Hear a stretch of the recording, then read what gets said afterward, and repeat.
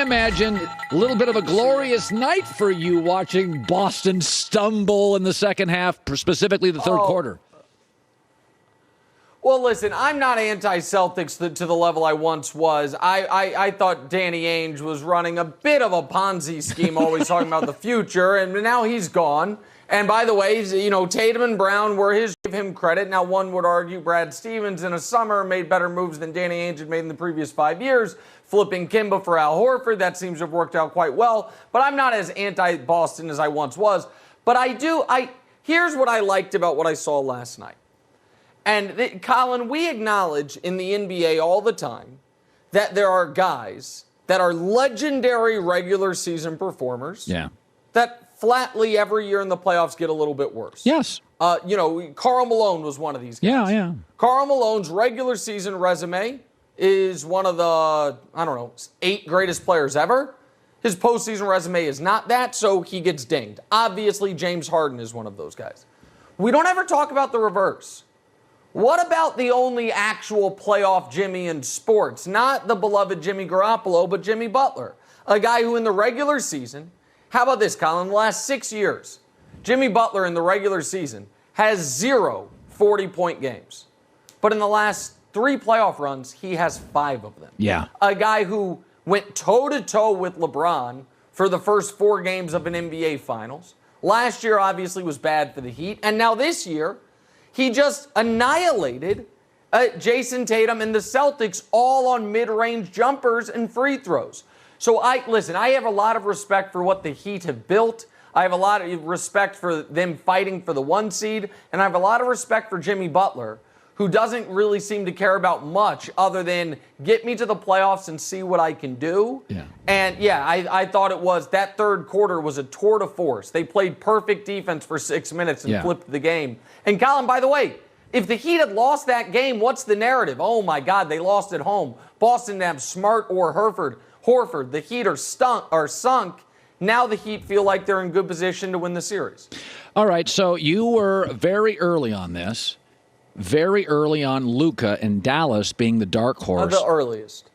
The earliest, exactly. Not early. Not the dark horse, the favorite. Okay. I picked them to go to the finals 2 months ago. Tried to get you to ride with me. You didn't want to do it, but go ahead. All right. So you have them, I imagine, beating Golden State, which has far more offensive depth. They've got far more playoff experience. Many would argue the elite coach. Yeah. What is it about you like Dallas to win this series? Oh, yeah, I like Dallas to win this series, and I like Dallas to win this series easily. I think it's Dallas in 5. Here's the deal, Colin. So the simple explanation is that, I told you 2 months ago that 15 years ago we saw a 22-year-old transcendent talent who, looks for the best pass for, he looks for the best shot, who's 6'8", who's stronger than he even looks, carry somewhat of a hodgepodge cast of no other All-Stars to the NBA Finals, and we're going to see that again. So the simple version is it's a legendary player who's been playing at the highest stakes against grown men since he was 16 years old, and this is the next step in his arc towards being one of the greatest players ever. The more complicated explanation, however, is one about the X's and O's of this series, and I think I've got a few things that'll shock you. Did you know this year against the Mavericks, Steph Curry averaged 20 points on 39% shooting, 29% from 3. Did you know that this was, in fact, against the Mavericks, Steph Curry averaged 67% from the free throw line? One would think maybe he was beat up a bit. I think this is an awful matchup for the Warriors. I think it's the worst possible matchup for the Warriors because they are going to have to go either offense or defense, and it's not hockey and you can't do shifts. You're going to have Steph, Poole, Clay, and Draymond out there in your crunch time minutes. Who's your 5th guy? Well, if you want to have another rim protector, because Draymond's going to be out on the perimeter at times trying to guard Luka, you go Looney. Now you have no offense because now you have 2 guys the Mavs flatly will not guard, in Draymond and Looney, and that can wreck you. So, okay, now we're going to go Wiggins. We're going to go Wiggins out on the as our 5th guy. Okay, then you have 1 rim protector, and he's Draymond, who's also the only guy who has any shot to guard Luka. So you send him to guard Luka. Now you have no rim protection. You leave him inside. Now you're asking who to guard Luka. I just don't. I think that Jordan Poole's defense is going to be exploited. I think they'll only target Steph Curry when they really have to because Poole's the more exploitable one. I think missing Gary Payton Jr. actually really hurts him in this series. I think the Mavericks win tonight. I would not take Dallas +5. I'd take Dallas on the money line. I think they win both in Dallas, and I think it's 3-1, and Luka's not blowing a 3-1 lead. Yeah, I just think that right now Dallas is rolling on all cylinders, and I don't know why people would listen to me on this one except for the fact I've been right about the Mavericks every single step of the way, every game they play. Humility is one of my favorite qualities for Nick Wright. Now, yeah. So you like Daryl Morey. I like Daryl Morey. But we went and looked up a couple days ago championship teams over the last decade. You don't have to be perfect. You can have flaws. What you can't have is a terrible contract. It literally lessens your bench, lessens your flexibility. You sign James Harden long term, you'll have the worst contract in the NBA for 4 years. Now, Daryl Morey made a promise, probably told him privately, I'm going to sign you. But it's very easy, since the fans and media will support you, that the owner for the Sixers could come in and say, Daryl didn't get it okayed by me. We're not signing him to a long contract. I think it takes them out of the championship window. 50-45 for Harden is you're out. You're not winning championships. You're not doing it. You won't have Milwaukee's bench or Boston's bench or Miami's bench. What do you do with a Harden factor? Because deep down people believe Daryl Morey promised James Harden, you're here to end your career. Oh, well, I don't know if Daryl did that or not. I haven't heard that he made any promises. I understand why people would think he did because they have such a long-term relationship. But Daryl's not a dumb man. And Daryl knows he's, the one thing he hasn't done in this league is win a championship, make the finals, despite having some great teams. I think everything is on the board with Harden. I think it is on the board. He simply opts in to the $47 million. I also think, there have been, I think Brian Windhorst was the first one to mention this. If it wasn't him, I apologize for misquoting him, that there was a rumor that Harden's plan was to come to Philly and take less money so they can supplement the team. You got to keep in mind, James Harden has made, between the Adidas contract and his NBA contracts, already $500 million. And I understand James Harden likes going out, but you can't spend $500 million $1 at a time, so I'm sure he's got a lot of money left over. So I do think there is a chance, thanks for getting the joke, Joy, I do think there is a chance that James Harden signs long-term, but it is not for this $45 million a year. Everyone seems to be preemptively concerned about a contract that James Harden has not signed and has not yet been offered. Obviously, giving James Harden 5 for $270 would be a disastrous maneuver. I do not think that contract is going to be offered to him. All right. I love Chris Paul. He is 37.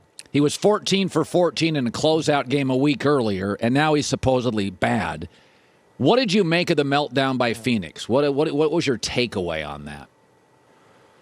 Well, a number of things. One is, you know what they always say, Colin, 37, incredibly young to be America's most accurate sportscaster, but incredibly old to be a starting point guard in the Western Conference Finals. And all of a sudden, he looked his age. But, Colin, I don't know how much you're a believer in the basketball gods or basketball karma, but my takeaway was the basketball gods did not like how the Phoenix backcourt was conducting themselves. Game one of the series. Now, let me present you the evidence. Game one of the series. Luka drops 45. CP3's asked about him after the game. CP3 scoffs. Says, they got a lot of good players, including Theo Pinson, who didn't even dress for the game. That was a little curious. Game two for the series. After they attack Luka defensively, Chris Paul and Devin Booker are smirking at each other and keying on the podium. Did that remind you of anything? Reminded me a bit, and I said at the time, of LeBron and D. Wade mocking Dirk Nowitzki, a different Mavericks legend from a land far, far away, during Game 3 of the NBA Finals. And then, so right when that happened, Chris Paul stopped playing well. And right after that, 2 times mocking Luka Doncic, basketball god said, that's enough, my friend. This guy's a legend. We're not going to have it. But Devin Booker had only done it once. He was fine. Then Devin Booker had the audacity to turn to the cameras after a flop to get a flagrant foul and call it the Luka special. From that moment forward, Devin Booker shot 22% and had 11 turnovers and 22 points the rest of the series. Not great. So I think those guys played with a little bit of fire. I think they were mocking Luka. I think they were scoffing at the basketball gods. I think all those things. And you don't do that with legendary players. And so I think if you're the Suns, you have a fork in the road moment. Because Sarver's not going to keep Chris and pay Ayton. The question is, everyone's talking about them letting Ayton walk. You already have Booker. Do you pay Ayton and find a home for Chris Paul? Like a home, I don't know, sunny Southern California. You can get Russ. You can get off another contract, get some picks, buy out Russ. I'm just saying, the Lakers like old guys. Chris Paul can get on LeBron's, a rehab schedule. It could all work out. But I don't think they're going to have, it's not going to be the same team. And I feel like the Devin Booker, Chris Paul window slammed shut. Yeah. And a young Slovenian man slammed it on him. All right, Nick Wright. So I like that it's not only Dallas beating Golden State, it's beating them quickly. And so my FanDuel bet today was Dallas plus 5 or 5.5 and Steph Curry under 27.5. Because I think, like you, I think they're going to throw a ball. I think they're going to make Steph work on the defensive end, and they're going to let Jordan Poole beat them or Klay Thompson. That's my takeaway in the series. Yeah. All right. All right, well, that seems complicated. I'll just bet Dallas to win. you got under points. You got a +5. Let's just go Dallas on the money line, my friend. Let's make it nice and simple for the audience. Good seeing you. Welcome back, my friend. Thank you. What's Right with Nick Wright podcast. New episodes every Sunday, Tuesday, and Thursday. Thanks, my man, Nick Wright. The current uncertainty throughout the world is leading to big losses in the financial markets. Gold and precious metals maintain their value over the long haul, providing you with stability and a hedge